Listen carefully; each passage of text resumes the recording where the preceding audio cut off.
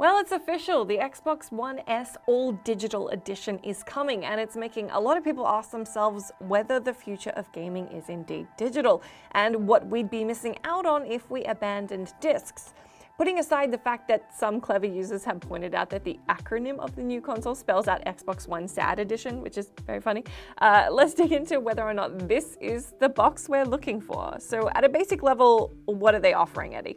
This is a Xbox One S without a disk drive. It'll cost $250 in the United States. It comes with a 1 terabyte hard drive, and it comes with 3 games right out of the box, including Minecraft, Sea of Thieves, and Forza Horizon 3. It's $50 less than the retail price for an Xbox One S, but I think a lot of people thought this was going to come in at $200. Yeah. And in terms of the hard drive, 1 terabyte is quite a large hard drive, but with the way games are getting bigger and bigger in terms of their file size, 50 gigs or more is probably pretty much the standard for a AAA game.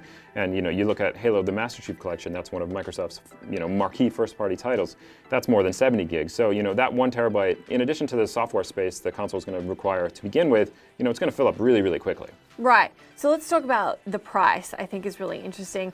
Obviously, it makes sense for gamers who largely use digital to save a few dollars and not get a drive they weren't using in the first place. It seems like a no-brainer.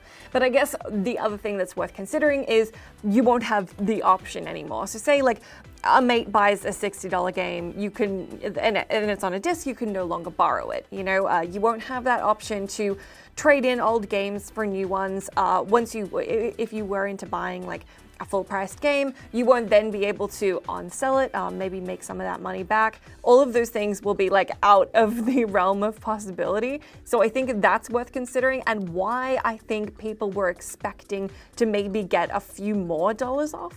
Yeah, I mean, there are definitely drawbacks, but when you consider like games are trending more digital every year, and Microsoft specifically, and they're actually being a leader in this category now with this. They are the first major platform besides the PSP Go years ago to offer a console without a disk drive, yeah. And digital is all about convenience. And Microsoft has Game Pass, so right there in one package you have more than 100 games for one monthly price, and that ties into their other big announcement today, was they're finally bundling Xbox Live Gold and Game Pass together for $15 a month, which saves you a bit. It's not a massive savings considering Xbox Live Gold is typically on sale, but it is a savings, all the same. And Game Pass just continues to grow in value. It's probably one of my favorite subscription services out there right now.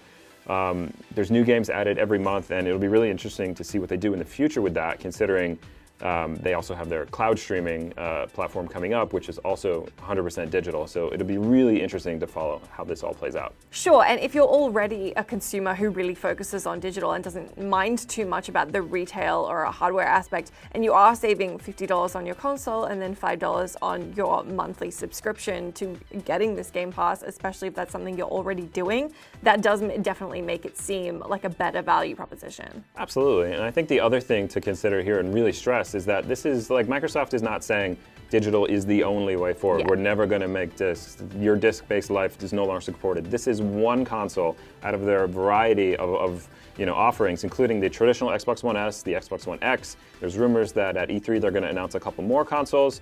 Remains to be seen if those will have drives, but you would imagine they would. So this is merely Microsoft doing what they typically say is, just giving people options. This would be an option if you want this. And in that way, it's very exciting to see a company as big as Microsoft doing something, as trailblazing as this. I think the other issue that people are talking about is just that idea of ownership. It's ownership versus what is essentially like a license to a game. The same way that when you stream things on Netflix, you don't own that DVD copy. You don't own that Blu-ray to like put on your shelf that's actually yours. You own it for as long as you have that service, as long as you have, whether it's Xbox Live or if it's Game Pass or whatever else, and how important that is to people. Yes, I completely agree. Like, it is very important to a number of people. I just think at the end of the day, another thing is that just like convenience, the convenience factor. If you want something, you want it right away. This will be a way to do that. It's something that's happening a lot in the PC space, where PC gamers are building their PCs with no optical drive because it's just not a consideration anymore. They're buying exclusively digital, and it's just like not something that's required. Yeah, but kind of when you look at the other side of that, I think another thing to consider is that internet speed and availability is not the same around the world. There are places where this kind of console would probably just not be feasible. And you have to think that Microsoft knows that, and this kind of feels like a test for the future to see where this digital future could go. And it's really, I mean, I see this as only a positive. This is one option amongst a suite of Xbox One consoles that you can buy. Yeah, so let us know down in the comment section if this sounds like something that'll work for you. Are you happy with the trade-offs? Are you happy with the price point? Do let us know all of your thoughts. For everything else that's come out of today's Microsoft live stream, do check back to GameSpot, and we'll see you again soon.